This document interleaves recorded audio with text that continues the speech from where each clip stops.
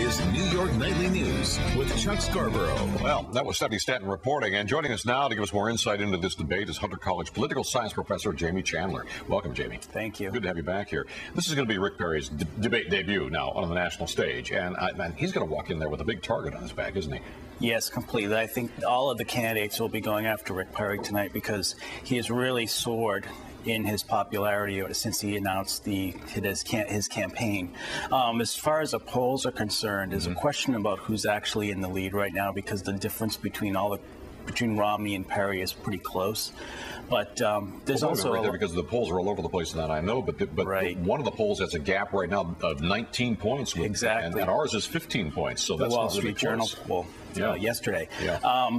But there's a lot of expectations on Perry tonight, particularly in that the public really doesn't know him very well, and there'll be a lot of people tuning in to understand, what kind of candidate he is. So this is his first time, as we said a moment ago, on the national stage. The first time people who've been attracted to the idea of Rick Perry are going to actually see Rick Perry in action.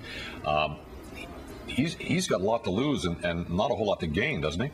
He does have a lot to lose. I mean, this is not only is this the first time the American public is going to see it, it's just really his first national stage where he's had a debate situation. He also had very few debates when he was running for governor of Texas. And the ones that he did have, he came across, some would argue, as testy and somewhat cavalier with the moderators. Well, he already learned a lesson early on when he announced that what plays in Texas doesn't necessarily play on the national stage, can backfire pretty badly, that kind of tough guy Texas talk, So do you think he's had time to kind of learn that lesson based on his previous debate experience and that kind of scolding he got right away when he announced for his presidency?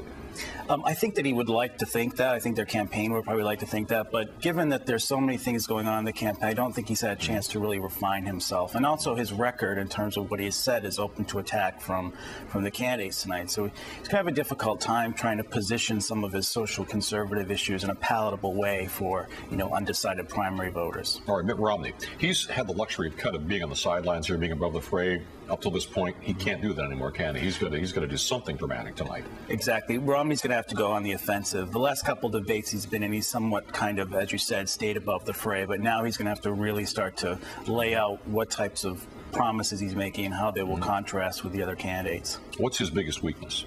Romney's biggest weakness is he's not acceptable to the larger social conservative base of the Republican Party. If we think about Iowa, for example, 75% of caucus voters are Christian evangelical, and they are gravitating towards Perry now, and because he's captured that momentum from Michelle Bachmann. Is she finished?